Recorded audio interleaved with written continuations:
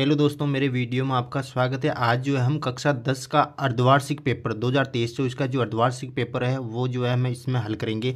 देखो, यहाँ पूर्णांक जो अर्धवार्षिक का पेपर है 10वीं का जो होता है 70 नंबर का होता है दोस्तों। जो है इसके अंदर जो पूरे प्रश्न जो आए हैं आपके वो आए 30% दोस्तों। तो ये 30% जो है मैं हल करके आपको इस वीडियो के अंदर बताऊंगा। तो देखो दोस्तों, हम पहले प्रश्न के अंदर चलते हैं। देखो पहला प्रश्न क्या बोल रहा है। पहला प्रश्न है, देखो समांतर श्रेणी का सार्वंतर लिखिए। समांतर श्रेणी दे रखी है 3, 1, -1, -3 दोस्तों। ये जो है समांतर श्रेणी दे रखी है ए बे से दे में से आपको बताना है कि इसका सार्वंतर क्या है। देखो सार्वंतर का सूत्र क्या होता है दोस्तों। जो सार्वंतर का जो सूत्र होता है दोस्तों वो होता है D = A2 - A1 होता है दोस्तों। ये दूसरे पद में से पहला पद घटाना है। तो दूसरा पद कौन सा है इसमें। देखो दूसरा पद 1 है इसमें, तो 1 -A1 क्या 3 है, तो 3 आ जाएगा दोस्तों। तो देखो -3 में से 1 गया तो कितना बचेगा, -2 बचेगा दोस्तों। तो इसके अंदर जो है सही आंसर हो जाएगा दोस्तों। अब जो है दूसरे प्रश्न की ओर चलते हैं। देखो बिंदु -5 और 7 और -1, 3 के बीच की दूरी ज्ञात करो। देखो दूरी का सूत्र लगाना है दोस्तों इसके अंदर। तो दूरी सूत्र क्या हो जाएगा। दूरी सूत्र का तो सूत्र होता है दोस्तों, दूरी बराबर होता है √x2 - x1 का स्क्वायर प्लस y2 - y1 का स्क्वायर। ये जो है दूरी सूत्र इसके अंदर लगाना था दोस्तों। तो देखो x2 क्या है, x2 माइनस का 1 है तो माइनस का 1 रखो यहाँ पर माइनस, फिर जो है सूत्र से माइनस आ गया। और x1 क्या -5 दोस्तों, ये -5 यहाँ पर आ जाएगा दोस्तों। अब बड़ा कोष्ठ लगा के ये स्क्वायर आ जाएगा यहाँ पे प्लस y2 का मान कितना 3, तो 3 आ जाएगा। ये माइनस का चिन्ह यहाँ पर माइनस का चिन्ह आ जाएगा। y1 दोस्तों 7 है इसके अंदर, तो ये 7 आ जाएगा दोस्तों, 7 का स्क्वायर दोस्तों। अब देखो, अब जो हम इसको हल कर लेंगे। देखो यहाँ पर जो -1 है ये -1 आ गया अब देखो यहाँ पे -5 और माइनस गुणा के क्या हो जाएगा, प्लस का हो जाएंगे 5 का स्क्वायर प्लस 3 और -7 में से 3 क्या कितना -4 दोस्तों। ये -4 का स्क्वायर यहाँ पर हो गया दोस्तों। अब देखो √ आ गया -1, ये 5 है, 5 में से 1 कितना बचा 4 बचा, 4 का स्क्वायर प्लस -4 4 16, ये 4 चौक 16 हो गई। तो इधर भी 4 चौक कितने हो गए 16 प्लस 16 16 32 √32 दोस्तों। अब देखो दोस्तों √32 को क्या लिख सकते हैं हम, 4 √2 लिख सकते हैं दोस्तों। 4 चौक 16 और 2 32, यानी कि √32 का जो वर्गमूल होगा वो कितना होगा 4 √2। तो इसके अंदर जो है दे जो है सही आंसर हो जाएगा दोस्तों। अब जो देखो तीसरा प्रश्न क्या कर रहा है, 12, 15, 21 का अभाज्य गुणनखंड विधि द्वारा HCF या महत्तम समापवर्तक भी नाम आ सकता है, HCF का ज्ञात करना है इसके अंदर। तो 12, 15, 21 का कैसे ज्ञात करेंगे। देखो पहले क्या है 12, 15, 21 का हम ले से ले लेंगे, अभाज्य गुणनखंड कर लेंगे दोस्तों। देखो 2 × 12 जो है 2 × 12 यहाँ पर आ जाएंगे 2 × 6 3 × 1 3, यानी कि इसका जो अभाज्य गुणनखंड वो होगा 2 × 2 × 3 × 1 दोस्तों। अब कौन सी संख्या 15 है, यानी कि 15 का अभाज्य गुणनखंड कर लेंगे। 15 का अभाज्य गुणनखंड होगा 3 × 5 = 15, 5 × 1 = 5 दोस्तों। अब जो है 21 का अभाज्य गुणनखंड कर लेंगे। 21 का जो अभाज्य गुणनखंड होगा वो होगा 3 × 7 = 21, 7 × 1 = 7 दोस्तों। अब देखो इसका जो अभाज्य गुणनखंड होगा 3 × 5 × 1 और इसका 3 × 7 × 1 दोस्तों। अब देखो दोस्तों HCF क्या होता है, HCF देखो HCF क्या होता है दोस्तों। HCF वो होता है जो दोनों के अंदर, देखो तीनों के अंदर जो है में से आएगा, तीनों के अंदर जो कॉमन आता है वो क्या होता है HCF होता है। तो महत्तम समावर्तक होता है दोस्तों। देखो HCF, तो HCF क्या है इसके अंदर, तो देखो HCF जो है 3 है दोस्तों इसके अंदर 3, तो ये हो जाएगा 3। ये जो है HCF इसके अंदर सही आंसर हो जाएगा 6। अब दोस्तों देखो चौथा जो है, 2 समरूप त्रिभुजों के क्षेत्रफल का अनुपात देगा 16:21, तो उनकी भुजाओं के अनुपात ज्ञात कीजिए दोस्तों। देखो दोस्तों 2 समरूप त्रिभुजों के क्षेत्रफलों का अनुपात जो होता है वो जो है भुजाओं के वर्ग के समानुपाती होता है, यानी कि तो उनकी भुजाओं के अनुपात ज्ञात कीजिए। देखो दोस्तों त्रिभुजों के, देखो त्रिभुज मान लो कोई त्रिभुज है ABC, 2 त्रिभुज है, त्रिभुज PQR मान लेता हूँ। इनका जो अनुपात होता है वो भुजाओं के वर्ग के समानुपाती होता है। देखो इनकी AB जो है इस त्रिभुज ABC की भुजा है और PQR की भुजा PQ है, तो इनके वर्ग के समानुपाती होती है, बराबर होती है, समानुपाती होती है। तो देखो अब जो है क्षेत्रफलों का अनुपात कितना देगा 16/21, तो 16/21 उतार लूंगा, AB/PQ का स्क्वायर हो जाएगा। यहाँ पर ये स्क्वायर इधर आएगा तो √ हो जाएगा 16/81/AB/PQ। तो भुजाओं का अनुपात कितना हो जाएगा, 16 का वर्गमूल निकालेंगे 4 और 9 का 4/9, तो 4:9 जो है इसके अंदर सही आंसर हो जाएगा, यानी कि 4/9। चौथे का आ जाएगा बे यहाँ पर। अब जो दोस्तों देखो पांचवा प्रश्न क्या बोल रहा है, यदि cos A = 4/5 है तो tan A बराबर क्या ज्ञात होगा। देखो cos A बराबर आपको दे रखा है, cos A बराबर दे रखा है इसके अंदर 4/5 दोस्तों। देखो cos A का सूत्र क्या होता है, cos A का जो सूत्र होता है वो होता है आधार बटा करण हो जाएगा 4/5 5, ये आ गया आपके पास 4/5 दोस्तों। अब मैं त्रिभुज का एक चित्र बना लूँगा यहाँ पर, देखो त्रिभुज का चित्र बना लूँगा यहाँ पर, देखो दोस्तों ये ले लूँगा ए, ये ले लूँगा ए, ये ले लूँगा बी, ये ले लूँगा सी। अब देखो दोस्तों यहाँ पर क्या कह रहा है, आधार बटा हुआ कर्ण दोस्तों, कर्ण 5 दे रखी है, देखो कर्ण क्या मान 5, ये 5 आ जाएगी। आधार का मान, आधार ये होगी, देखो आधार ए बी सी है दोस्तों। तो एक के देखो यहाँ कोण ए दे रखा है, तो एक के सामने वाली ये लंब हो जाएगी और ये आधार हो जाएगी। तो ये आधार कौन सी हो जाएगी, यहाँ पर आधार जो है 4 हो जाएगा दोस्तों, ये 4। तो हमें क्या ज्ञात करना पड़ेगा, लंब ज्ञात करना पड़ेगा पहले दोस्तों। तो लंब में क्या होता है, और आप ऐसे कर सकते हो, देखो टेने का ज्ञात करने की जरूरत नहीं, लंब पहले टेने का सूत्र ज्ञात करो, लंब बटा कर्ण होता है दोस्तों। टेने का जो सूत्र होता है लाल का लंब बटा आधार होता है दोस्तों। लंब की हमें जरूरत पड़ेगी तो लंब निकालना पड़ेगा। लंब कैसे निकालेंगे, कर्ण स्क्वायर बराबर आधार स्क्वायर प्लस लंब स्क्वायर, ये लगा देंगे। कर्ण का मान कितना 5 का स्क्वायर, आधार का जो मान है 4 का स्क्वायर प्लस लंब का मान हमें जो है लाना है यहाँ पे। तो 55 25 बराबर 4 चौक 16 प्लस लंब का स्क्वायर हो जाएगा दोस्तों। अब जो देखो 25 में से 16 गया तो 25 में से 16 जाएंगे तो लंब का स्क्वायर हो जाएगा। 25 में से 16 गया तो दोस्तों बचेंगे 9 मेरे पास, इधर 9। लंब का मान जो आया मेरे पास है 9 दोस्तों, है ना। तो ये हो गया, स्क्वायर भी होगा दोस्तों भी, अंडरूट ये स्क्वायर इधर आएगा तो अंडरूट हो जाएगा, अंडरूट 9 का अंडरूट जो आएगा 3 आएगा दोस्तों। तो लंब का मान हो गया 3, यानी कि 3 हुआ। अब टेन ए ज्ञात करना दोस्तों। टेन ए का सूत्र होता है लंब बटा आधार, यानी कि लंब बटा आधार होता है। तो लंब क्या है यहाँ पर 3 और आधार क्या दोस्तों 4, तो ये 4 आ जाएगा दोस्तों। 3/4, 3/4 इसके अंदर सही आंसर हो जाएगा बे।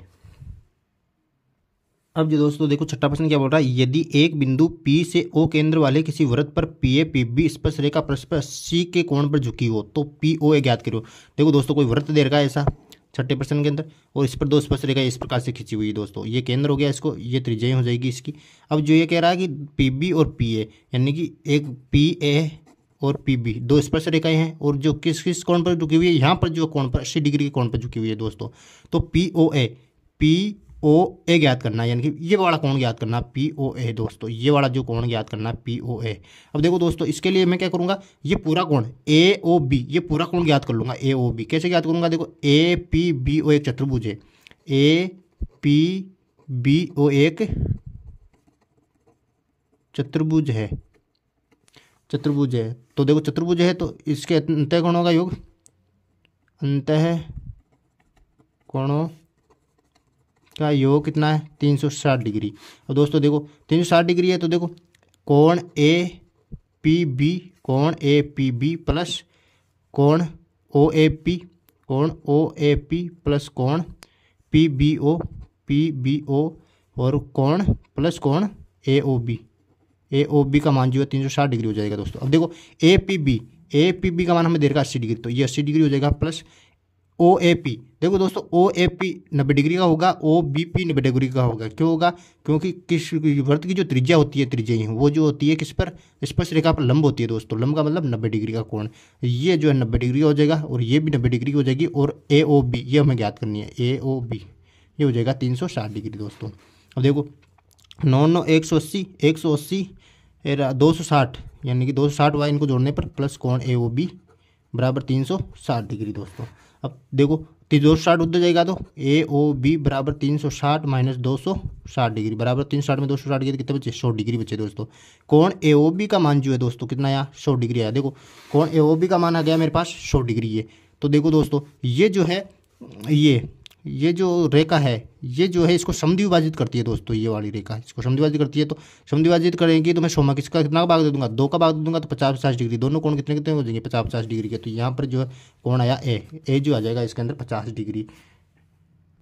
अब जो दोस्तों देखो 7वां, द्विघात बहुपद x square minus 2x minus 8 के शून्यकों का योग ज्ञात कीजिए। देखो दोस्तों x square minus 2x minus 8 बराबर 0, शून्य ज्ञात करना है, इसको बराबर 0 के बराबर रख दिया मैंने यहाँ पर। तो शून्य ज्ञात करना तो क्या करूँगा मैं 8 को x स्क्वायर की गुणा को गुणा करूँ तो कितना आएगा 8 एकम 8 आ गया मेरे पास। अब देखो इसको मैं करूँगा 2 चौका 8 2 दूनी 4 2 एकम 2, यानी कि 2 गुणा 2 गुणा 2, इसकी सहायता से मैं तोड़ूंगा इसको। देखो एक्स स्क्वायर माइनस को बाहर ले लूँगा 2x इस प्रकार से तोड़ूंगा कि गुणा करने पर तो 8 आई और जोड़ने घटाने पर कितना है 2x आई। तो मैं देखो 2 दूनी 4 2, यानी कि 4x में से 2x घटा दूंगा तो देखो माइनस 8 बराबर 0 हो गई यहाँ पे। तो देखो एक्स स्क्वायर माइनस से गुणा कर दूंगा अंदर माइनस की 4x minus minus plus 2x minus के 8 बराबर 0 दोस्तों।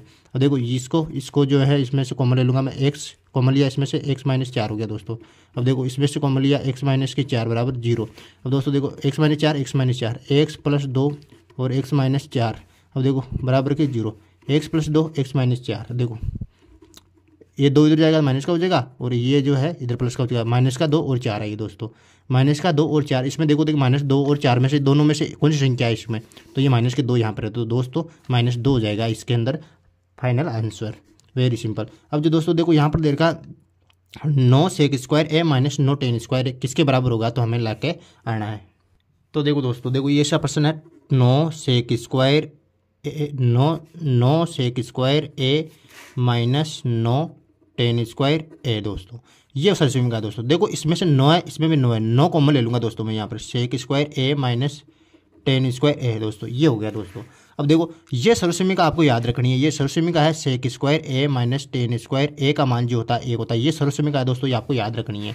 इसका जो मान होता है वो कितना होता है, 1 होता है, तो इसका मान क्या हो जाएगा, 1 हो जाएगा, तो 9 गुणा 1 बराबर 9, इसका जो फाइनल आंसर हो जाएगा 9 यहाँ पर। अब दोस्तों देखो यहाँ पर क्या देगा, 9 त्रिज्या आर वाले वृत्त के उस त्रिज्यखंड का क्षेत्रफल जिसका कोण p डिग्री हो, जिसका कोण p डिग्री हो और जो त्रिज्या कितनी है r होती है, तो दोस्तों उस त्रिज्यखंड का क्षेत्रफल हमें ज्ञात करके बताना है। तो देखो सामान्य सूत्र होता है त्रिज्यखंड का, वो होता है पाई आर स्क्वायर थीटा बटा 360 दोस्तों, ये जो सूत्र होता है। अब इस प्रश्न में क्या बोल रहा है, r जो है यहाँ पर देखो बड़ा आर मान रहा मैं, तो ये r जो है ये r ही लेना है, स्मॉल r ही लेना है यहाँ पे, ये जो कैपिटल R है उसको लेना है स्मॉल r, और जो कोण है थीटा, यहाँ पर थीटा लिखा है उसको लेना p डिग्री दोस्तों। तो इन सब में से छांट कर लिखना है आपको दोस्तों, है ना। तो देखो मैं लिख रहा हूँ यहाँ पे पाई, इस बड़े आर को लिख रहा हूँ स्मॉल आर, और थीटा को लिख रहा हूँ p डिग्री, ये बटा 360 डिग्री ये होगा यदि मैं इसको ये मान लो थीटा को p डिग्री मान लो और r को जो है स्मॉल r मान लो, तो ये जो आंसर है। अब देखो इसके अंदर ये है क्या, पाई आर स्क्वायर p है क्या, कहीं है पाई आर स्क्वायर p बटा 360 नहीं है, पाई आर स्क्वायर p नहीं है दोस्तों। तो मैं क्या करूँगा इसको दोस्तों, 360 को मैं ऊपर नीचे 2 से गुणा कर दूंगा, 2 से गुणा किया दोस्तों ऊपर नीचे मैंने, तो 2 से क्या, तो ऊपर क्या आ गया 2 पाई आर स्क्वायर p डिग्री बटा 360 को 2 से गुणा करूँगा, 0 2 की 12 2 3 6 720, यानी कि ये है क्या, आप देखो मैंने ऊपर नीचे 2 से गुणा किया तो कोई फर्क नहीं पड़ा इसमें, तो 2 से ऊपर क्या दिया यार 2 पाई आर स्क्वायर पी है क्या, देखो 2 पाई आर स्क्वायर पी बटा 720, तो ये जो है जो है इसके अंदर फाइनल आंसर हो जाएगा। जो दोस्तों देखो 10वां प्रश्न, द्विघात समीकरण x square plus 7x plus 12 के शून्य ज्ञात करो। वहाँ पर शून्य का आया, तो देखो x square plus 7x plus 12 का शून्य ज्ञात करना, 0 के बराबर रख दूंगा मैं। देखो एक्स स्क्वायर प्लस, इसको इस प्रकार से तोड़ूंगा कि जोड़ने घटाने पर तो 7x आए और गुणा करने पर कितना है 12 है, तो मैं देखो इसको 4x प्लस 3x में तोड़ दूंगा दोस्तों, 4x प्लस 3x बराबर 12। देखो 4 दिन की तो होगी 7x और 4 12 होगी दोस्तों। तो देखो x square plus 4x plus 3x plus 12 बराबर 0, ये आ गया दोस्तों। देखो इसमें से देखो एक्स कोष्टक x प्लस 4 प्लस 3 कोष्टक x प्लस 4, मैंने इसमें से 3 कॉमन ले लिया यहाँ पर, तो देखो क्या बचा, x प्लस 3 इधर बचा और x प्लस 4 इधर बचा दोस्तों। तो देखो प्लस 3 x बराबर 3, ये माइनस की 3 हो जाएगी, इधर आया तो ये इधर आया तो माइनस की 4, माइनस की 3 और माइनस की 4 है क्या यार इसमें, देखो -3 -4, ये जो है इसका फाइनल आंसर हो जाएगा।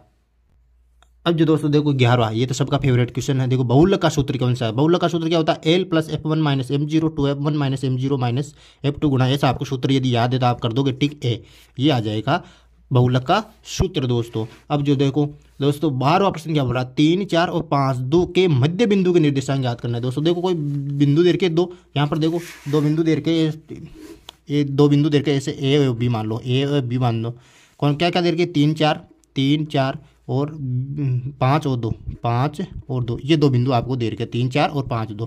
अब दोस्तों इनके मध्य बिंदु का सूत्र देखो, मान लो P कोई मध्य बिंदु है इसका, तो इसके मध्य बिंदु का क्या हो जाएंगे, देखो P x y मध्य बिंदु के सूत्र से, मध्य बिंदु का सूत्र क्या होता है x1 प्लस x2 बटा 2 और y1 प्लस y2 बटा 2, ये होता है मध्य बिंदु का सूत्र दोस्तों।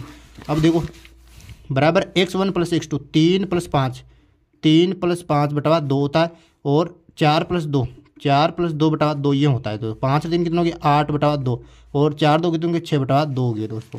अब देखो इधर देखो 2 चौका 8, ये हो गए 4 और 2 3 6, ये हो गए 4 और 3 दोस्तों। ये जो है मध्य बिंदु के निर्देशांक आ जाएंगे 4 और 3, ये हो जाएंगे 4 और 3 दे, ये हो गए 4 3, ये जो है 12वें क्वेश्चन के आंसर हो जाएगा 4 3। दोस्तों देखो रिक्त स्थानों के अंदर आते हैं, यहाँ पर रिक्त स्थान बहुत ही आसान है। देखो 3+2√5 एक संख्या है, कौन सी संख्या होगी, यहाँ पर हो जाएगी ए परिमेय संख्या दोस्तों, ए परिमेय संख्या हो जाएगी ये ए परिमेय संख्या, ए परिमेय संख्या जो हो जाएगी 3+2√5 जो है। देखो एक वृत्त की समांतर स्पर्श रेखा हो सकती है, एक वृत्त की समांतर स्पर्श रेखा दोस्तों, देखो एक वृत्त है, इसे ये वृत्त दे रखा है, इसकी कितनी समांतर स्पर्श रेखा होती है, समांतर की बोल रहा है ये समांतर, देखो दोस्तों ये हो जाएगी और ये हो जाएगी, यानी कि ये दोनों रेखाएं समांतर, यानी किसी भी वृत्त पर केवल दो समांतर स्पर्श रेखाएं खींची जा सकती है, एक वृत्त की समांतर स्पर्श रेखा होगी, दो हो सकती है दोस्तों।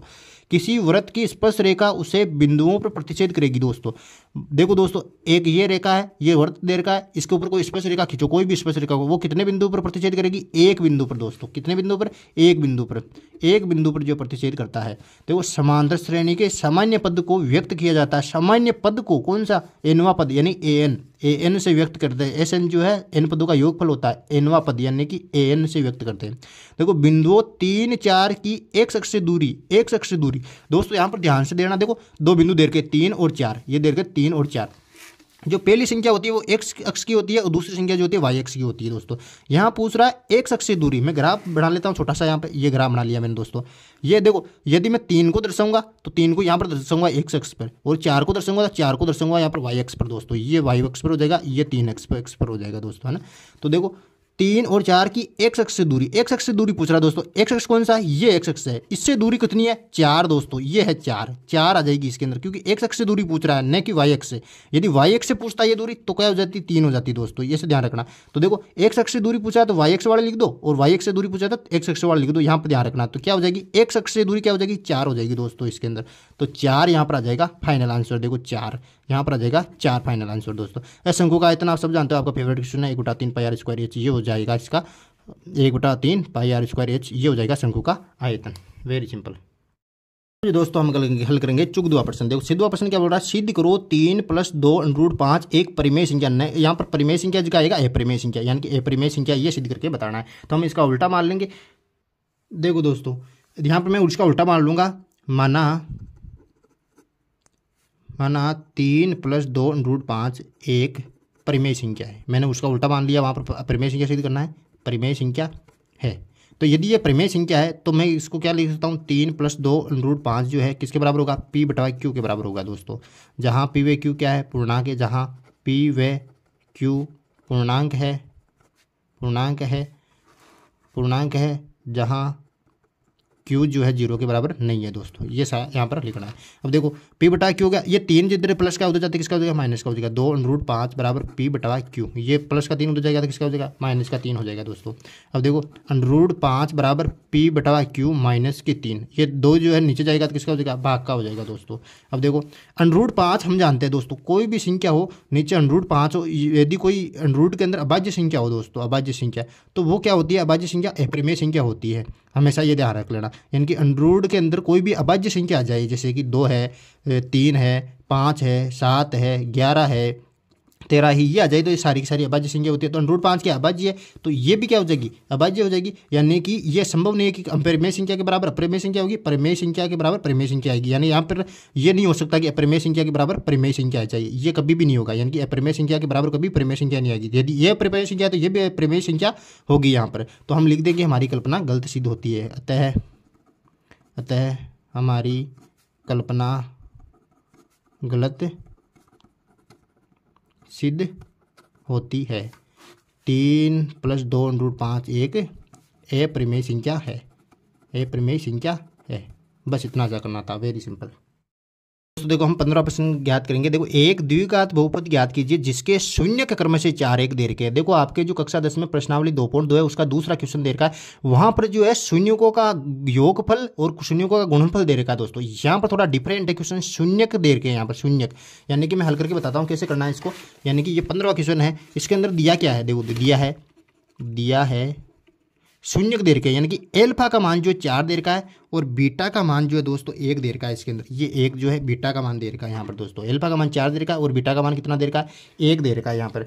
तो दोस्तों इसको कैसे करेंगे, देखो बहुपद ज्ञात करने का सूत्र क्या है, बहुपद ज्ञात करने का जो सूत्र होता है वो होता है x² plus minus alpha plus beta x plus alpha beta, ये जो है बहुपद ज्ञात करने का सूत्र होता है, आपको याद रखना है। यानी कि x² का x² आ जाएगा माइनस एल्फा का मान 4 प्लस बीटा का मान 1।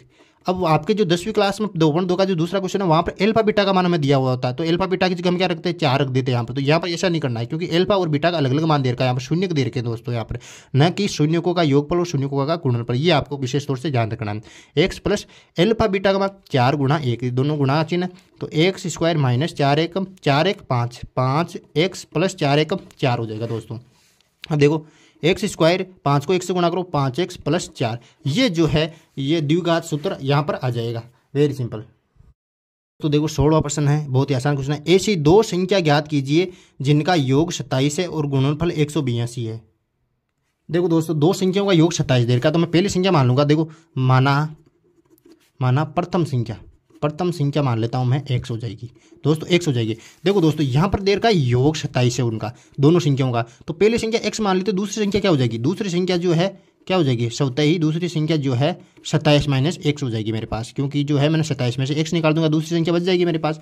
और योग जो देर का 27, योग जो है देर का इसमें 27 देर का है, और गुणनफल कितना देर का है, गुणनफल जो देर का है दोस्तों इसके अंदर देर का 182, ये देर का है इसके अंदर गुणनफल दोस्तों। तो देखो x और 87, तो प्रश्नानुसार मैं लिख दूंगा यहाँ पे, प्रश्नानुसार क्या हो जाएगा, x को 27 माइनस x को, दोनों संख्याओं का जो यदि मैं गुणा करूंगा, देखो ये कह रहा है दोनों संख्याओं का जो गुणनफल कितना 182, तो दोनों संख्याओं को मैंने गुणा कर दिया, पहली संख्या x है और 27 माइनस x, दोनों को गुणा कर दूंगा तो कितना आ जाएगा मेरे पास 182 मेरे पास आ जाएगा। अब x को अंदर गुणा करूंगा मैं, 27x माइनस एक्स स्क्वायर बराबर 182, यहाँ पर मेरे पास आ गया।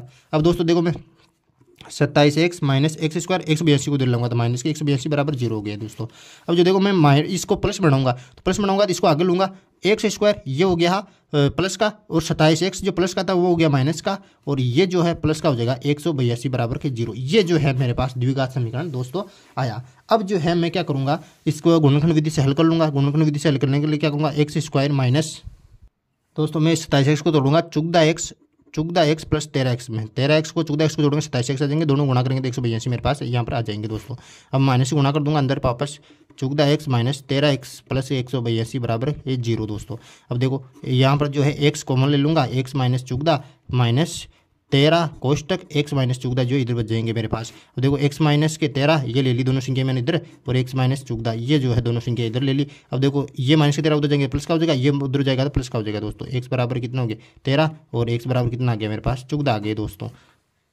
अब जो दोस्तों देखो यहाँ पर यदि मैं प्रथम संख्या 13 मानता हूँ तो दूसरी संख्या 14 आ जाएगी, और यदि प्रथम संख्या 14 मानता हूँ तो दूसरी संख्या कितनी आ जाएगी 13 14 मेरे पास आ जाएगी दोस्तों। Very simple.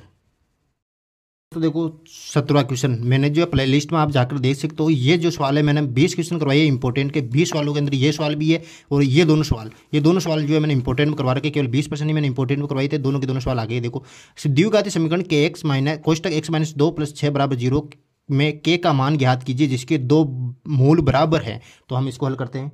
देखो दोस्तों ये समीकरण दे रखा है, इसको पहले सरल कर लेते हैं। देखो kx को मैं x से गुणा करूंगा, kx को x से गुणा किया तो kx स्क्वायर आ गया, 2 को मैं kx को गुणा करूंगा माइनस के 2 kx आ गया, प्लस 6 बराबर 0 यहाँ पर आ गया दोस्तों। अब जो दोस्तों देखो यहाँ पर जो है ये सम्मान ये दे रखा है, तो मैं जो इसकी तुलना कर लूँगा ax square plus bx plus c बराबर 0 से तुलना कर दूंगा दोस्तों। तो देखो एक्स स्क्वायर का गुणांक 1 के बराबर आ जाएगा, एक्स स्क्वायर गुणा 1 है तो यहाँ पर क्या आ जाएगा k, और b यहाँ पर जो है x का गुणांक b होता है, तो b का मान जो दोस्तों कितना आ जाएगा माइनस के 2k, और c का मान जो 6 आ जाएगा दोस्तों, ये यहाँ पर आ जाएगा। अब जो देखो यहाँ पर कह रहा है दो बराबर मूल हो, दो मूल बराबर हो, तो दो मूल बराबर होंगे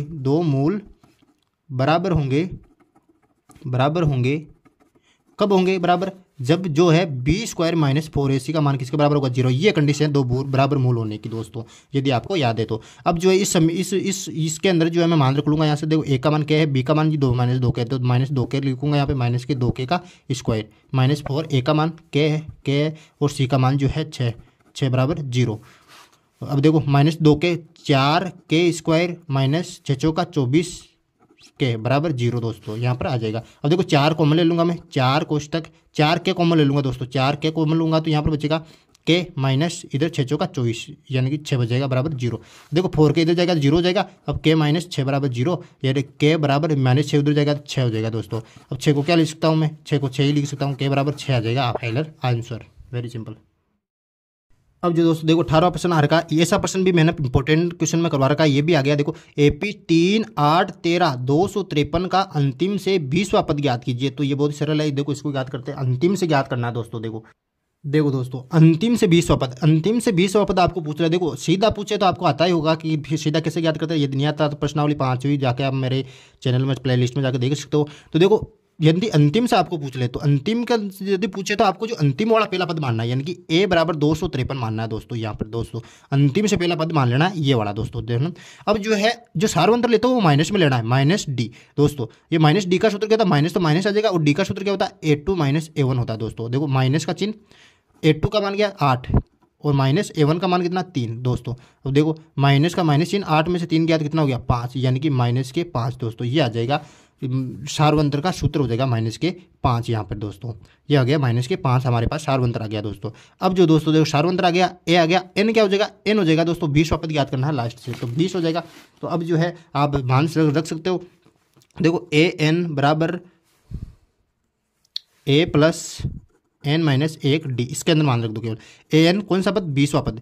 A का मान 253 प्लस N का मान 20 -1 और D का मान कितना है हमारे पास -5 दोस्तों। अब ऐसा मान रखना है तो केवल 253 प्लस 20 में से 1 गया कितना 19 और -5। अब देखो 253 प्लस 19 45 5 45 45 5 45 का 5 4 9 दोस्तों।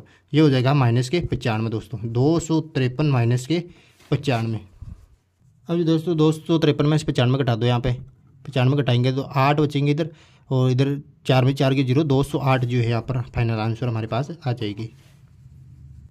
सॉरी दोस्तों यहाँ पर 95 है, देखो वापस घटाते 13 में से 5 गया तो 8 बचे, इधर जो 4 इधर जो डाल लिया 14 में से 9 गए तो 5 बचे, और इधर ये 1 बचा 158 दोस्तों। 158 जो है फाइनल आंसर आ जाएगा, वेरी सिंपल। तो देखो दोस्तों 19वां प्रश्न भी बहुत आसान है। 0 से 50 के बीच की विषम संख्या का योग याद कीजिए। विषम संख्याओं का योग याद करना। देखो 0 और 50 के बीच में विषम संख्याओं की श्रेणी बना लेंगे। 0 से 50 के बीच में पहले जो विषम संख्या वो दोस्तों 1 है, दूसरी जो 3, फिर 5, ऐसे करके लास्ट वाली संख्या विषम संख्या वो है 49 दोस्तों। तो ये जो एक AP बन गई हमारे पास, यहाँ पर AP बन गई, तो मैं इसका A बराबर 1 और D बराबर क्या हो जाएगा 3 - 1 बराबर ये हो जाएगा 2, और जो है AN लास्ट पद जो अंतिम पद क्या हो जाएगा दोस्तों 49। तो इसके अंदर जो है संख्या ज्ञात करनी है, कितनी विषम संख्याएं हैं इनके बीच में, तो N इसमें ज्ञात करना है दोस्तों। तो N ज्ञात करना, तो AN बराबर A + N - 1, ये नवा पद ज्ञात करने का सूत्र है दोस्तों। AN क्या है 49, तो 49 लिखो। A का मान क्या 1, तो 1 लिखो यहाँ पे +1। N का मान कितना है, N का जो मान दोस्तों हमें ज्ञात करना है N - 1। D का मान कितना है 2 आया दोस्तों, 2 आ गया यहाँ पर। देखो 49 प्लस का 1 उधर आती माइनस का, अब N - 1 2 हो गया दोस्तों। 49 में 1 गया कितना बचा 48, N - 1 बटा 2। अब देखो दोस्तों N - 1 बराबर 48 बटा 2, 2 दूने 4, 2 चौका 8, N - 1 बराबर 24 हो गया दोस्तों। देखो ये -1 उधर जाएगा तो कितना हो गया 24 + 1 बराबर 25, यानी कि कितने विषम संख्या हैं कुल 25 दोस्तों आ जाएगा इसके अंदर फाइनल आंसर, वेरी सिंपल। अब जो दोस्तों देखो 20वां प्रश्न बोल रहा है। देखो ये भी जो है मैंने इंपोर्टेड प्रश्नों में करा रखा है। 20 प्रश्न 21 प्रश्न मैंने करवाए थे, उसके अंदर इंपोर्टेड प्रश्नों में यह है मेरे जाके प्ले लिस्ट में आप देख सकते हो। 2 घनों में जिसमें प्रत्येक आयतन 64 सेंटीमीटर क्यूब है के संलग्न फलकों को मिलाकर एक ठोस बनाया जाता है, इसमें प्राप्त घनाभ का पृष्ठ क्षेत्रफल ज्ञात कीजिए। तो देखो इसको ज्ञात कर किया हुआ मेरे पैसे पहले। देखो दिया है प्रत्येक घन का जो आयतन दे रखा है 64 सेंटीमीटर क्यूब। देखो ये कह रहा है कि 2 घन दे रखे, ये 2 घन दे रखे। देखो इनकी भुजा मैंने मान लिया ए। अब ये कह रहा है कि इन दोनों को आपस में मिला दिया जाता है, तो आपस में मिलाते ये सब घना बन जाएगा दोस्तों। देखो घना बनते क्या हो जाएगा, ये दोनों देखो ये भुजा और ये भुजा टच मार रही है दोनों, ये भुजा तो ए ये जो भुजा हो जाएगी 2a हो जाएगी, यानी कि लंबाई जो इसकी जो कितने हो जाएगी 2a हो जाएगी। 2 को मैं 4 से गुणा करूँगा कितना हो जाएगा 8। अब देखो मैं जो है जो घन का आयतन कितना होता है 64 सेंटीमीटर क्यूब दे रखा है, तो घन का आयतन होगा a क्यूब से मैं जो है 64 a बराबर 3 √ 64, ये 64 का जो है घनमूल निकाल लूंगा मैं, तो a बराबर 4, यानी कि एक भुजा की लंबाई कितनी आएगी 4 हो जाएगी, और इसकी 8 हुई। 8 क्यों हुई, क्योंकि इन दोनों को मिलाया तो ये जो डबल हो जाएगी 2 गुणा a हो जाएगी दोनों, ये दोनों आपस में मिलेगी, तो लंबाई कितनी होगी 2 चौका 8 हो जाएगी दोस्तों। अब जो आपको घनाभ का पृष्ठ क्षेत्रफल करना, घनाभ का पृष्ठ क्षेत्रफल 2 कोष्टक लंबाई प्लस चौड़ाई, चौड़ाई गुणा ऊंचाई, ऊंचाई गुणा लंबाई, ये सूत्र लगा के मान रख देना है दोस्तों। यहाँ पर मैंने राग का 2 का 2 आ गया, 8 जो लंबाई होगी गुणा 4 चौड़ाई प्लस 4 गुणा 4 ये होगी प्लस 4 गुना 8। अब जो है मैंने कैलकुलेशन किया 8 चौक 32, 4 चौक 16 प्लस 8 चौक 32। अब जो है तीनों को जोड़ लिया यहाँ पर, तो 64 प्लस 16 2 पूरे तीनों को जोड़ा तो कितना है 80, 80 को 2 से गुणा कर दिया 160 सेंटीमीटर क्यूब। आयतन है तो 1 सेंटीमीटर, आयतन का क्षेत्रफल है तो सेंटीमीटर स्क्वायर, जो यहाँ पर फाइनल आंसर आ जाएगा। Very simple. तो देखो 21% क्या कह रहा है, बाह्य बिंदु से वृत्त पर खींची गई स्पर्श रेखा की लंबाई बराबर होती है। ये आपको सिद्ध करना है, बाह्य वृत्त से खींची गई स्पर्श रेखा की लंबाई बराबर होती है। देखो मैं एक वृत्त खींच रहा हूँ यहाँ पर, देखो ये वृत्त खींच दिया। अब बाह्य बिंदु ले रहा हूँ कोई पी, ये बाह्य बिंदु ले लिया मैंने यहाँ पे, इससे कोई 2 स्पर्श रेखाएं खींच रहे हैं दोस्तों, ये 2 स्पर्श रेखाएं खींच दी। यहाँ पर 2 बिंदु ले रहा हूँ, ए और बी 2 बिंदु ले लिए दोस्तों मैंने। यहाँ पर केंद्र ओ हो जाएगा, ये केंद्र ओ ले लिया। अब ये दोस्तों ये हो जाएगा दोस्तों।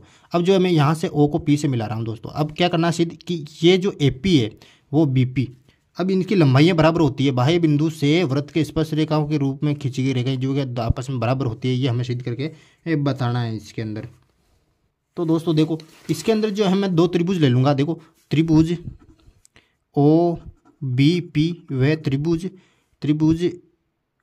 ओ ए पी में, ये जो है इसके अंदर करके बताना है दोस्तों। यदि आपको पूरी डिटेल से देखना है तो मैं लिंक पर डाल दूंगा। प्रमेय 10.2 है ये, प्रमेय 10.2 को अच्छी तरीके से हल करवाया हुआ है मैंने। यहाँ पर मैं डायरेक्ट बता देता हूँ, ये यहाँ पर डायरेक्ट बता रहा हूँ मैं आपको, यानी कि ये कोण और ये कोण 90 डिग्री का होगा कि प्रमेय 10.1 से। क्यों? क्योंकि वृत्त की जो त्रिज्या है वो स्पर्श रेखा पर क्या होती है, लंब होती है दोस्तों, और ये भी क्या होती है, लंब होती है प्रमेय 10.1 के अनुसार। अब देखो इसके अंदर वो इसको जो आपको क्या करना है, सर्वांग सम सिद्ध करना है दोस्तों। सर्वांग सम सिद्ध कैसे करेंगे, देखो वृत्त की त्रिज्या क्या होगी, ये बराबर हो जाएगी, तो ये जो है त्रिज्याएं दोनों बराबर होगी तो आर होगी। अब देखो अब जो दोस्तों देखो ये जो है उबिनिष्ट हो जाएगी, ओपी बराबर ओपी, ये ओपी बराबर ओपी होगी उबिनिष्ट, और इधर ओबी बराबर ओ ए जो है त्रिज्याएं बराबर होगी दोस्तों। अब जो दोस्तों ये कोण भी बराबर हो गया, देखो ये कोण जो है ओ बी पी, कोण ओ बी पी बराबर हो जाएगी कोण ओ ए पी। तो RHS के नियम से जो है दोनों त्रिभुज क्या हो गए, सर्वांग सम हो गए। दोनों त्रिभुज सर्वांग सम होते हैं, उनकी भुजाएं भी क्या होती है, बराबर होती है, तो बीपी बराबर यहाँ पर हो जाएगा AP। यदि पूरी डिटेल से देखना है तो प्रमेय 10.2 है, ये मैंने हल करवा रखी है, और लिंक मिल जाएगी डिस्क्रिप्शन में जाकर देख आप सकते हो।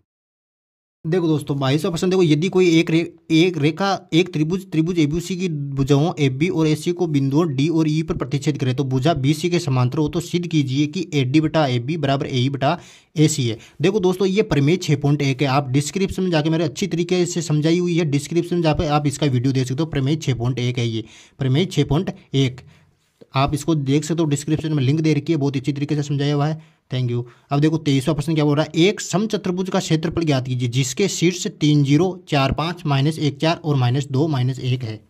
देखो दोस्तों मैंने यहाँ पर किया एक समचतुर्भुज बना लिया। ये जो है प्रश्नावली 7.2 का जो लास्ट प्रश्न है 10वां प्रश्न है ये। देखो ABCD एक समचतुर्भुज बना लिया मैंने। देखो दोस्तों अब देखो समचतुर्भुज का क्षेत्रफल क्या होता है, समचतुर्भुज का जो क्षेत्रफल होता है 1/2 गुणा विकर्णों का गुणनफल। तो हमें क्या करना है, इस समचतुर्भुज का विकर्ण ज्ञात करना है। ये विकर्ण जो हमें ज्ञात करने पड़ेगी, इन विकर्णों के बीच की दूरी, यानी कि हमें BD और AC ज्ञात करना है दोस्तों। देखो मैंने AC यहाँ पर ज्ञात कर लिया दोस्तों दूरी सूत्र से। एक AC दूरी सूत्र लगा के मैंने देखो 4√2 जो है AC का मान हमारे मेरे पास यहाँ पर आ गया, तो मैंने इसी प्रकार से ज्ञात कर लिया, आप देख सकते हो। अब जो है मैं क्या ज्ञात करूँगा, BD का मान जो दोस्तों मैंने यहाँ पर ज्ञात कर लिया, BD का मान दूरी सूत्र लगाया मैंने, दूरी सूत्र लगाकर 6√2 आया दोस्तों। फिर क्या है, समचतुर्भुज का क्षेत्रफल क्या होता है, समचतुर्भुज का क्षेत्रफल होता है विकर्णों का गुण 1/2 गुणा विकर्णों का गुणनफल। 1/2 आ गया। देखो विकर्णों का गुणनफल क्या होगा, 4√2 गुणा 6√2, 2 दूने 4 यानी कि 2√2 गुणा 6√2 यानी कि 12 दूने 24, 24 वर्ग मात्रक। ये जो है 24 वर्ग मात्रक जो है समचतुर्भुज का क्षेत्रफल यहाँ पर आ जाएगा। Very simple. अगर और बेहतर तरीके से समझना है तो 7.2 में 10वां क्वेश्चन मेरे प्ले लिस्ट में जाकर देख सकते हो। देखो दोस्तों 23वां प्रश्न क्या बोल रहा है, एक समचतुर्भुज का क्षेत्रफल ज्ञात कीजिए जिसके शीर्ष दे रखे 3 0 4 5 -1 4 और -2 -1। देखो दोस्तों ये प्रश्नावली 7.2 का जो है कक्षा 10 में 10वां क्वेश्चन है दोस्तों। तो देखो इसको हल करते हैं। देखो दोस्तों यहाँ पर मैंने समचतुर्भुज बनाया ABCD समचतुर्भुज बनाया और निर्देशांक लिख दिए, A का 3 0, B का 4 5 और -1 4 और -2 1। देखो समचतुर्भुज का जो क्षेत्रफल होता है वो होता है 1/2 गुणा विकर्णों का गुणनफल। तो विकर्णों का गुणनफल होता है तो हमें विकर्ण ज्ञात करने पड़ेंगे, यानी कि AC की लंबाई में ज्ञात कर लूंगा, AC की लंबाई। देखो AC की जो लंबाई है वो कितनी हो जाएगी, ये जो है दूरी सूत्र से मैं निकाल लूंगा। जो AC की लंबाई मेरे पास आई 4√2 आई, आप देख सकते हो ध्यान से। और BD की जो लंबाई आई वो आई दूरी सूत्र से मेरे पास 6√2 दोस्तों। ये जो 4√2 6√2 आई ये विकर्णों की लंबाई आई दोस्तों। तो समचतुर्भुज का क्षेत्रफल क्या होता है, समचतुर्भुज का क्षेत्रफल होता है 1/2 गुणा विकर्णों का गुणनफल। तो 1/2 गुणा 4√2 6√2 मैंने गुणा कर दिया विकर्णों को, 2 दूने 4 से यहाँ से काट दिया, 2√2 बचा यहाँ पर गुणा 6√2, 2 छक्की 12 और √2 को √2 से गुणा कर 2 गया 12 दूने 24 वर्ग मात्रक जो है इसका क्षेत्रफल दोस्तों यहाँ पर आ जाएगा। और बेहतर तरीके से आपको समझना है तो प्रश्नावली 7.2 आप जाके देख सकते हो प्ले लिस्ट में। देखो दोस्तों 24वां प्रश्न जो दे रखा है, एक ठोस एक अर्धगोले पर खड़े एक शंकु के आकार का जिसकी त्रिज्या 1 सेंटीमीटर और शंकु की ऊंचाई त्रिज्या के बराबर, तो इसका आयतन पाई के पदों में ज्ञात कीजिए। देखो ये भी मेरे इंपॉर्टेंट प्रश्नों के अंदर दे रखा है ये प्रश्न, तो आप वहाँ जाके देख सकते हो और मैं भी यहाँ पर भी समझा दूंगा। देखो दोस्तों यहाँ पर जो है अर्धगोले व शंकु की त्रिज्या दे रखी है 1 सेंटीमीटर। शंकु ये दे रखा, देखो ऐसा चित्र बनेगा इसके अंदर, शंकु की त्रिज्या भी 1 सेंटीमीटर है और अर्धगोले की त्रिज्या भी। शंकु की जो ऊंचाई है दोस्तों ये एच जो दे रखी है वो भी 1 सेंटीमीटर दे रखी है। अब कह रहा है ठोस का आयतन ज्ञात करना है इसका। ठोस का आयतन क्या होगा, इस शंकु का आयतन प्लस अर्धगोले का आयतन, अर्धगोले का आयतन प्लस शंकु का आयतन, दोनों को जोड़ना है दोस्तों। देखो अर्धगोले का आयतन क्या होता है 2/3 पाई r क्यूब होता है और प्लस शंकु का आयतन क्या होता है 1/3 पाई r स्क्वायर h होता है। अब जो है मान रखना है, मैंने यहाँ से 1/3 पाई r स्क्वायर कॉमन लिया, 1/3 पाई r स्क्वायर, तो यहाँ पर बचा 2r और यहाँ पर बोला h। दोस्तों देखो 1/3 पाई गुणा 1 गुणा यहाँ पर रख दिया 2 गुणा r का मान 1 + 1, ये जो है कैलकुलेशन कर दिया। यहाँ पर बचा, देखो पाई को 1 से गुणा किया तो पाई बचा और 3 आ जाए, पाई/3 2/1। देखो पाई के पदों का मतलब है पाई का मान आपको रखना ही नहीं है, पाई के पदों में याद करना, पाई का मान नहीं रखना है आपको, पाई के पदों में पूछे तो पाई/3 यहाँ पर कितना है 2 और 1 3, 3 से 3 कट जाएगा और पाई सेंटीमीटर क्यूब जो है आ जाएगा। पाई के पदों में यदि पूछे तो पाई का मान यहाँ नहीं रखना है, तो वेरी सिंपल ये हो जाएगा। जो दोस्तों देखो 25वां प्रश्न क्या बोल रहा है, देखो 5 वर्ष बाद जेकब की आयु उसके पुत्र की आयु 3 गुनी हो जाएगी। 5 वर्ष पूर्व जेकब की आयु उसके पुत्र की आयु के 7 गुनी थी, उनकी वर्तमान आयु ज्ञात करनी है। देखो मैंने पहले यहाँ पर कर रखा है 25वां प्रश्न। देखो माना जेकब की आयु मान लेंगे हम x वर्ष और जेकब के पुत्र की वर्तमान आयु मान लेंगे y वर्ष, ये आपको मान लेना है इसके अंदर। और प्रथम स्थिति 2 स्थितियाँ बन रही है, यानी कि 5 वर्ष बाद जो है देखो जेकब की आयु जो कितनी हो जाएगी 5 वर्ष बाद, आज जो है 1 साल है तो 5 वर्ष बाद x + 5 और पुत्र की आयु कितनी हो जाएगी y + 5, ये आ जाएगा दोस्तों। अब ये बोल रहा है कि 5 वर्ष जो बाद जो है 5 वर्ष बाद जो है जेकब की जो आयु है, जेकब की आयु जो है पुत्र की आयु की 3 गुनी है, तो पुत्र की आयु को मैं 3 से गुणा कर दूंगा दोस्तों। तो देखो x + 5, 3 को y से गुणा किया 3y प्लस 3 × 5 15 यहाँ पर आ जाएगा। x प्लस ये x जो है इधर आएगा तो माइनस के 3y हो गया, ये 15, ये 5 उधर गया तो माइनस का हो गया, तो x - 3y = 10। ये पहला समीकरण हमारे पास प्राप्त हुआ। दूसरे समीकरण कह रहा है 5 वर्ष पूर्व कितनी थी, 5 साल पहले कितनी आयु थी। देखो जेकब की आयु आज जो 1 साल है तो 5 वर्ष पूर्व x - 5 हो जाएगी, पुत्र की आयु y - 5 हो जाएगी। अब ये कह रहा है कि 5 वर्ष पूर्व जेकब की जो आयु है, जेकब की आयु वो पुत्र की आयु की 7 गुनी थी, तो 7 से गुणा कर दूंगा पुत्र की आयु को, जो ये जो है समीकरण बराबर हो जाएगा ना। तो x - 5 बराबर 7 को y से गुणा किया 7y - 7 × 5 = 35। अब देखो x - 7y, ये 7y इधर लाया तो माइनस का हो गया, और ये माइनस के 35 पहले थे, ये माइनस का 5 उधर गया प्लस का 5 हो गया, यानी x - 7y बराबर माइनस के 35 में 5 गए थे माइनस के 30, x - 7y माइनस के 30, ये जो है मेरे पास दूसरा समीकरण आ गया। अब ये दोस्तों देखो यहाँ पर दोनों समीकरण लिख लिए, 1 और 2, दोनों समीकरण मैंने यहाँ पर लिख लिए। अब क्या करूँगा मैं समीकरण 1 से यहाँ पर समीकरण 1 देखो x - 3y = 10 है, तो x बराबर देखो विस्तार प्रतिस्थापन विधि से कर रहा हूँ मैं, ये देखो 10 ये -3y उधर गया तो प्लस का 3y हो गया, 10 + 3y, यानी कि x बराबर 10 + 3y आ गया। अब दो ये मान जो है उठाकर समीकरण 2 में रखूँगा दोस्तों, समीकरण 2 में रखा तो देखो 10 + 3y - 7y हो जाएगा बराबर -30। अब देखो 3y प्लस के माइनस के 7y, यहाँ पर माइनस के तो 7y में से 3y गया तो माइनस की 4y बराबर -30, ये 10 इधर गया तो माइनस का हो गया। देखो माइनस से माइनस कट जाएगा, 4y बराबर 40 हो गया, यहाँ पर y बराबर 40/4, यानी 4 × 40, y बराबर कितना हो गया मेरे पास 10 यहाँ पर दोस्तों हो गया। अब देखो y का मान समीकरण 3 में रख दूंगा, यहाँ y समीकरण 3 में रख दूंगा तो मेरे पास जो है x बराबर 10 + 3 × 10, x बराबर 10 + 30, यानी x बराबर 40 यहाँ पर मेरे पास आ जाएगा, यानी जेकब की वर्तमान आयु 40 वर्ष और पुत्र की वर्तमान आयु कितनी हो जाएगी 10 साल मेरे पास यहाँ पर आ जाएगी। यदि बेहतर तरीके से आपको समझना है तो ये जो है कक्षा 10 की प्रश्नावली 3.2 का तीसरे का जो है छठा क्वेश्चन है, ये आपको बेहतर तरीके से देखा, प्लेलिस्ट में जाओ 3.2 पर विजिट करो, आपको जो है तीसरे के छठे के अंदर बेहतर तरीके से आपको समझाया हुआ मिल जाएगा, वेरी सिंपल।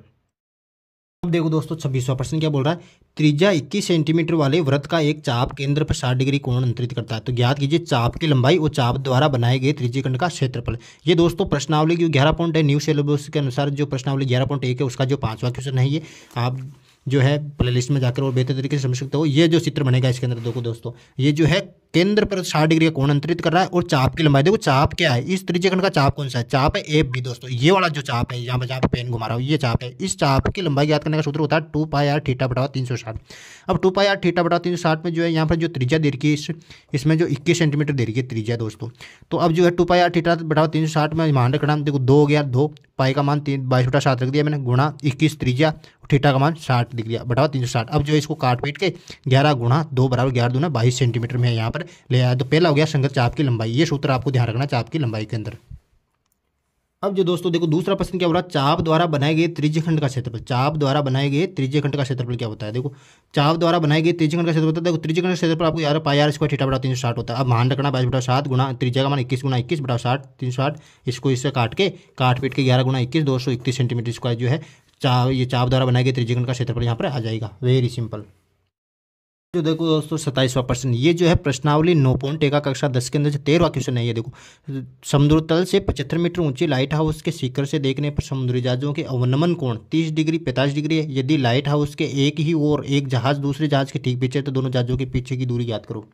देखो दोस्तों मैंने पहले ही कर रखा है ये। यहाँ पर देखो अवनमन कोण दे रखे हैं यहाँ को दोस्तों। अवनमन कोण यहाँ पर हो गए 30 डिग्री और 45 डिग्री। मैंने इसको उन्नयन कोण में कन्वर्ट कर दिया एकांतर कोण से 30 डिग्री, ये 45 डिग्री यहाँ पर आ जाएगा दोस्तों। तो देखो लाइट हाउस की ऊंचाई 75 मीटर दे रखी है, यहाँ पर 75 मीटर दे रखी है और उन्नयन कोण 30 डिग्री 45 डिग्री हो गया यहाँ पर। देखो दोस्तों माना दोनों जहाजों के बीच दूरी कितनी है, x मीटर। दोनों जहाजों के बीच दूरी ये मैंने x मीटर मान ली दोस्तों। ज्ञात क्या करनी, दोनों जहाजों के बीच की दूरी ज्ञात करनी। ये हमने जो दोनों जहाज है यहाँ पर, एक जहाज यहाँ पर है एक जहाज यहाँ पर, तो दोनों जहाजों के बीच की दूरी मैंने x मीटर मान ली दोस्तों। तो देखो तो ये ज्ञात करनी है मैंने। तो देखो x मीटर मान ली। अब क्या कर रहा हूँ मैं, त्रिभुज ABC में ले रहा हूँ, AB और C। त्रिभुज ABC में ले रहा हूँ, लंब बटा आधार यानी त्रिभुज ABC में मैंने लिया। तो क्या हुआ, लंब बटा आधार चाहिए मैं, तो लंब बटा आधार यानी कि AB बटा BC, यानी कि AB बटा BC हो गया। देखो दोस्तों AB बटा BC बराबर किसका आ जाएगा, tan 45 थीटा का मान कितना है इसमें, tan 45 है। देखो tan 45 का मान एक होता है 75, AB का मान 75 ले उतार लिया और BC का मान कितना, BC हमें ज्ञात करना है। तो BC का मान आया 75 मीटर, यानी कि इसका जो मान आ गया मेरे पास 75 मीटर। अब ले रहा हूँ मैं त्रिभुज, पुनः ले रहा हूँ त्रिभुज ABD में ले रहा हूँ, बड़े वाले त्रिभुज के अंदर। यहाँ पर tan थीटा बराबर लंब बटा आधार आ जाएगा, AB बटा BD बराबर tan 30, ये हो जाएगा tan 30, ये हो गया tan 30 दोस्तों, ये हो गया tan 30। अब tan 30 का मान आ गया, tan 30 का मान होता है 1/√3, 75 बटा BD वो हो जाएगा BD का मान दोस्तों है। 75/3 को मैंने 75 से गुणा किया, 75/3 बराबर BD हो जाएगा। अब यहाँ पर देखो CD बराबर BD माइनस BC, हमें ज्ञात क्या करनी है, x का मान CD ज्ञात करनी है। CD को क्या लिख सकता हूँ, BD माइनस BC लिख सकता हूँ दोस्तों। BD माइनस BC लिखा तो किसका मान आ जाएगा, CD का मान आ जाएगा दोस्तों। यहाँ पर ये लिखा CD बराबर BD माइनस BC। BD का मान 75/3 होता है और BC का मान 75 होता है। मैंने 75 कॉमन लिया था, 75 कोष्टक √3 माइनस 1 मीटर, ये जो है फाइनल आंसर आ जाएगा। अगर आपको और बेहतर तरीके से देखना है तो मेरे प्लेलिस्ट में जाकर प्रश्नावली 9.1 का 13वां क्वेश्चन आप देख सकते हो। Very simple. अब ये दोस्तों देखो 28वां प्रश्न क्या कह रहा है, किसी फैक्ट्री के 50 श्रमिकों की दैनिक मजदूरी के निम्नलिखित बंटन पर विचार कीजिए और माध्य ज्ञात करो। देखो दोस्तों यहाँ पर माध्य लिखा हुआ है, तो माध्य आप कोई सी भी विधि से ज्ञात करो जो आपको उचित लगे। यहाँ पर देर का होता है, यदि कोई विशेष विधि देर का होता है तो उसी विधि से आपको ज्ञात करना है। यहाँ पर देर का माध्य तो आप कौन सी विधि से ज्ञात करो, मैं जो है प्रत्येक विधि से इसको ज्ञात करूँगा। तो दैनिक मजदूरी ये देर की है और श्रमिकों की संख्या ये देर की है। देखो मैंने जो है वो आंकड़े जो यहाँ उतार लिए। देखो XI ज्ञात करना है, XI का सूत्र क्या होता है, इन दोनों संख्याओं को जोड़कर 2 का भाग देना है। तो 100 और 220, 220 के अंदर मैं 2 का भाग दूंगा तो दोस्तों मेरे पास कितना आ जाएंगे, 110 आ जाएंगे। तो 110 हमारे यहाँ पर आ गए और 140 और 120 को जोड़ूंगा तो मेरे पास आएंगे 260 दोस्तों। 2 का भाग दूंगा, 2 एकम 2 2 3 130 मेरे पास आ जाएंगे और 140 और 160 में दूंगा तो कितना आ जाएंगे, 300 आ जाएंगे दोस्तों। मैं 200 300 में 2 का भाग दूंगा तो कितना आ जाएंगे, 150, ये यानी कि ये हो जाएगा 150। कितना अंतर है, 170, 20 का अंतर आ रहा है तो 170 और 190 ये आ जाएंगे XI का मान दोस्तों। अब FI XI मतलब ये जो बारंबारता दे रखी है FI XI। अब यहाँ पर मैं जोड़ लूँगा सिग्मा FI, यानी कि इसकी सबकी जोड़, ये दे रखा है 50 श्रमिक तो 50 आ जाएगा यहाँ पर प्रश्न में दे रखा है। अब देखो FI XI को मैं गुणा कर रहा हूँ, 12 को 0 से गुणा किया तो 0, 12 एकम 12 हंस लगे, 12 एकम 12 एक 13, 1320 आया दोस्तों। 14 को करूँगा 0, 14 में 14 14 उठाई 14 है 42, 4 14 है 1 कम 14 14 4 18, 1820 आ गई दोस्तों। 8 को मैं 150 से गुणा, 8 को 0 से 0, 8 5 40, 8 1 8 4 1200 दोस्तों। देखो 0 6 7 42, 6 4 10 1020, 10 को करूँगा 190 को 1900। अब जो है सारी संख्याओं को मैं जोड़ लूँगा 0 0 0 0 0 यानी कि 0 आ गया, 2 दूने 4, 4 2 6, 6 0 6, यहाँ पर 6 आ गया दोस्तों।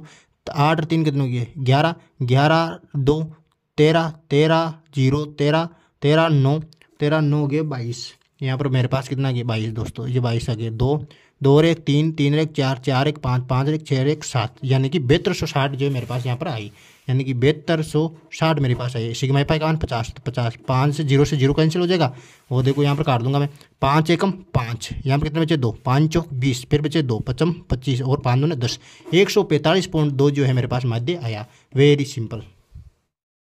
अब जो देखो दोस्तों 29वां प्रश्न देखो मैंने इंपॉर्टेंट प्रश्न करवाए थे 20-21 प्रश्न करवाए थे, उसके अंदर ये भी बिल्कुल दे रखा है, उसके अंदर उसी में से आया। देखो त्रिभुज PQR में जिसका कोण Q समकोण है, PR प्लस QR बराबर 25 सेंटीमीटर और PQ बराबर 5 सेंटीमीटर है, तो साइन P cos P और टेन P का मान हमें ज्ञात करना है।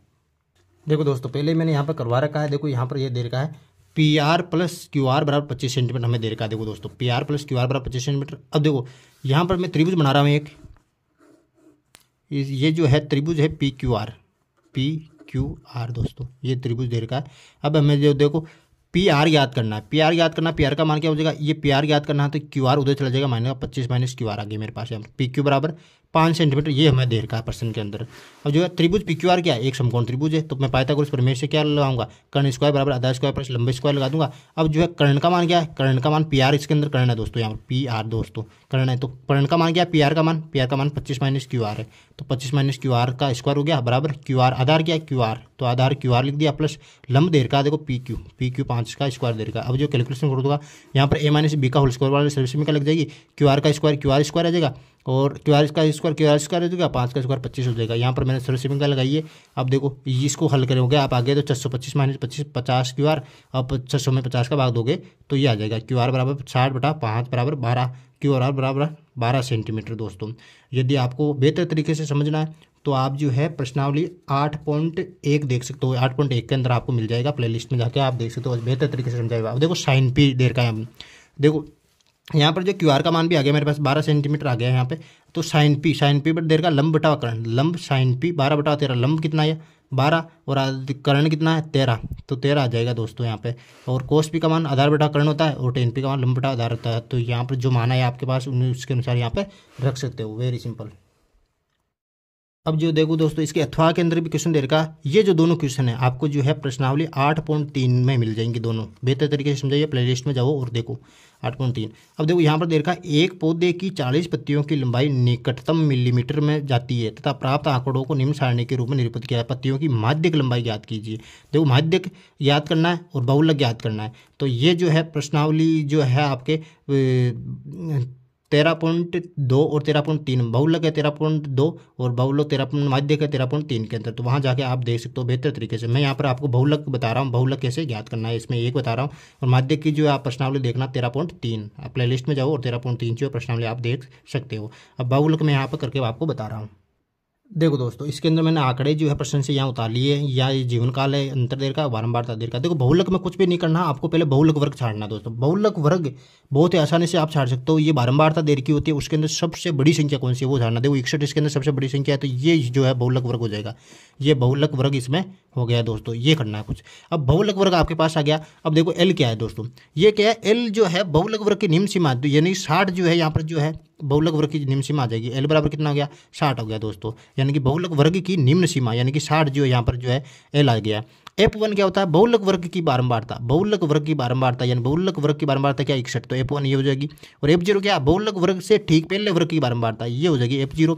और F2 क्या हो जाती है, बहुलक वर्ग के ठीक बाद वाले वर्ग की बारंबारता, ये हो गई F2 दोस्तों। समझ में आ रही बात आपको, यानी कि L का मान जो है 60 रख दिया मैंने, और F1 का मान जो है 61, और F0 का मान जो दोस्तों मैंने रख दिया 52, और 2 गुणा F1 का मान जो है दोस्तों मैंने रख दिया 61, माइनस F0 का जो मान रख दिया मैंने 52, माइनस F2 का जो मान रख दिया मैंने 38 दोस्तों, गुणा H। अब दोस्तों देखो H क्या होता है, H होता है इन दोनों के अंतर, जो अंतराल दे रखा है कितने कितने का अंतर, 20-20 का अंतराल है दोस्तों, 20 आ जाएगा, यानी कि H बराबर कितना आ गया 20 आ गया।